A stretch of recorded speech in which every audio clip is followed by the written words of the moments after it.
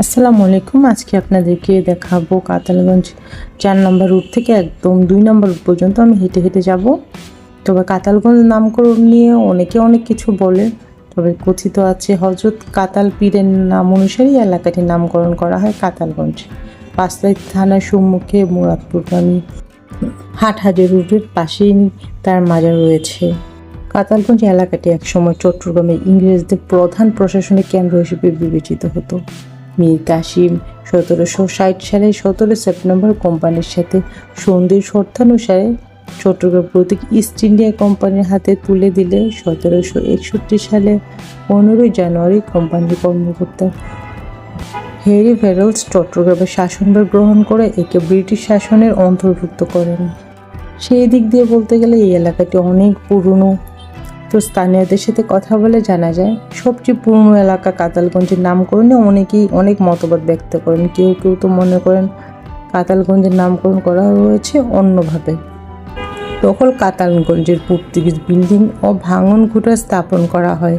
তাদের প্রথম প্রশাসনিক সদর দপ্তর চট্টগ্রামের প্রথম ছাপাখানা বা প্রেসটি স্থাপিত হয় কাতালগঞ্জের ভাঙন ঘুঁটায়। রাজদূত বলে খ্যাত রায় বাহাদুর শ্রী শরৎচন্দ্র দাস ও তার ভাই কবি গুণাকর নবীনচন্দ্র দাস চট্টগ্রাম থেকে একটি সংবাদপত্র বের করার লক্ষ্যে প্রেসটি স্থাপন করে। অবশ্য পত্রিকাটি প্রকাশিত হয়েছিল কিনা তা জানা যায়নি।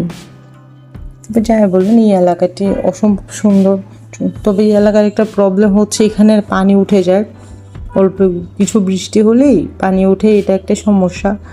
আর এখানের ভাড়াও খুব বেশি। এখানে 3 বেডের ড্রয়িং ডাইনিংয়ের ভাড়া 35 থেকে 40 হাজার টাকা, 2 বেডের ভাড়া 20-25 হাজার টাকা পড়ে যায়।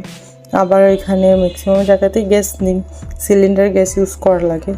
এই জন্যে যে সমস্যা, আপনি লাইনের গ্যাসটা যত বেশি ইউজ করবেন এখানে কিন্তু অত ইউজ করা যায় না। তবে এমনি ভালো থাকার জন্য সুন্দর।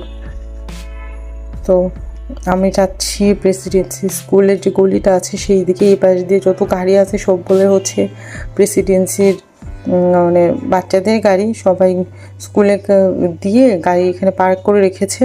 তবে আমি আজকে এই ভিডিওটাতে একদম যাব ইবনে সিনা হসপিটালের ভিতর পর্যন্ত হেঁটে হেঁটে, তারপর ওখানে ওয়েট করবো কিছুক্ষণ, কারণ আমার বেবিও স্কুলে আছে, ওর এক্সাম চলছে। তো আর কিছুক্ষণ পরই এক্সাম শেষ হয়ে যাবে। বাইরে আসলে গরম লাগছে, এই জন্য হসপিটালের রিসিপশনের এখানে কিছুক্ষণ গিয়ে বসবো, তারপর আমার বেবিকে নিয়ে বাসায় চলে যাব।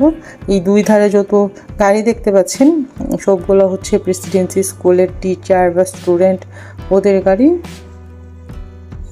এই এলাকাটা অনেক শান্ত সুন্দর।